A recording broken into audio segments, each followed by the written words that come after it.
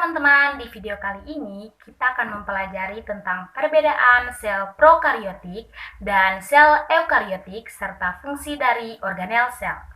Sebelum kita membahas apa itu perbedaan sel prokariotik dan sel eukariotik, kita harus mengetahui terlebih dahulu apa itu sel. Sel pertama kali ditemukan oleh Robert Hooke pada tahun 1665. Kata sel berasal dari bahasa Latin, yaitu cellula yang berarti rongga atau ruangan. Sel merupakan unit struktural dan fungsional terkecil dari makhluk hidup. Sel juga merupakan unit hereditas atau pewaris yang menurunkan sifat genetis dari satu generasi ke generasi berikutnya. Pada umumnya, sel berdiameter 1-100 mikrometer. Oke teman-teman, itulah penjelasan tentang sel. Sekarang kita akan mempelajari sel prokariotik. Sel prokariotik adalah sel yang tidak memiliki nukleus atau inti sel yang terbungkus membran. Sel prokariotik merupakan sel penyusun organisme, yaitu semua organisme bersel satu. Struktur sel prokariotik. Pili atau pilus adalah struktur yang berbentuk seperti rambut halus yang menonjol pada dinding sel. Pili berfungsi untuk yang pertama sebagai tempat masuknya materi genetik selama perkawinan. Yang kedua untuk membantu melekatkan diri pada jaringan hewan dan tumbuhan. Plasmid adalah DNA ekstrakromosomal yang berukuran lebih kecil dari kromosom. Plasmid juga memiliki bentuk sirkuler. Fungsi plasmid adalah membawa sifat non-esensial dari DNA yang membawa keuntungan pada sel prokariotik. Ribosom adalah mesin nanosintesis protein. Fungsi ribosom adalah melakukan translasi dalam sintesis protein yang mengubah kode genetika DNA menjadi protein. Sitoplasma adalah cairan sel di dalam membran sel yang tersusun atas air, protein, lipid, mineral, dan enzim. Fungsi sitoplasma adalah sebagai tempat berlangsungnya reaksi metabolisme dan menyimpan cadangan makanan dalam bentuk granula tidak larut air. Membran plasma adalah membran biologi semi-permeabel tipis yang terdiri dari dua lapis fosfolipid tertanam dengan protein. Dinding sel adalah struktur pelapis bagian luar yang paling keras dan kaku yang berada di antara kapsula dan membran plasma. Fungsi dinding sel adalah untuk memberi bentuk dan melindungi organel internal sel. Kapsula adalah lapisan terluar dari bakteri dengan ketebalan di setiap bakteri.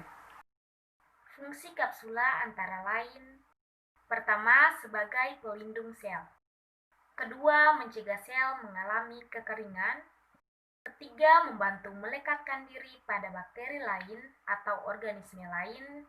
Dan yang keempat, melindungi bakteri patogen dari pengaruh antibodi sel inang.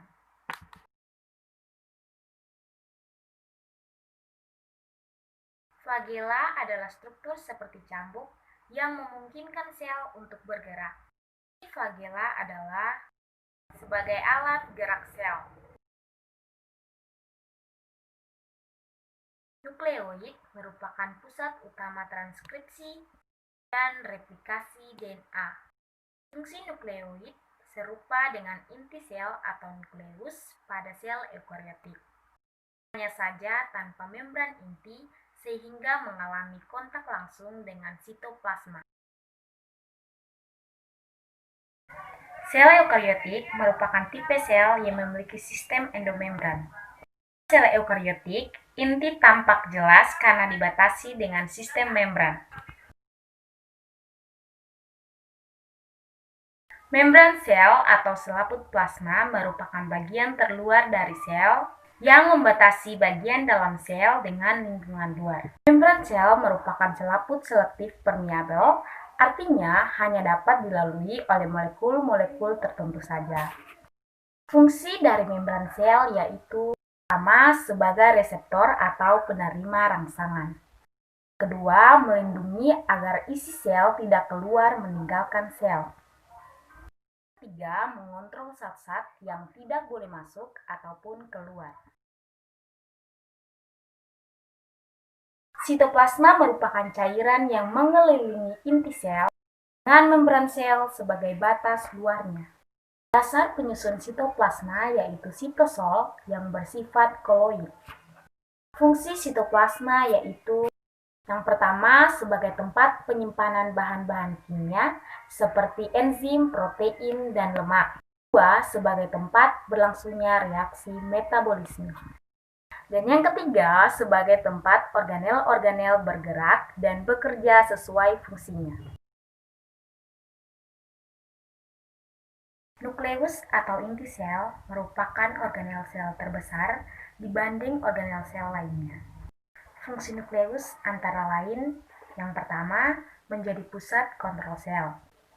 Yang kedua, membawa perintah sintesis protein dalam inti DNA. Yang ketiga, memperbaiki sel yang rusak dalam nukleoid.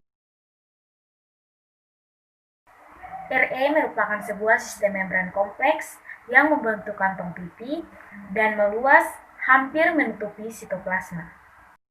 RE terbagi atas dua macam, yaitu RE kasar dan RE halus. RE kasar berfungsi dalam produksi membran yang ditransfer ke organel lainnya. RE halus berfungsi untuk mensintesis berbagai zat.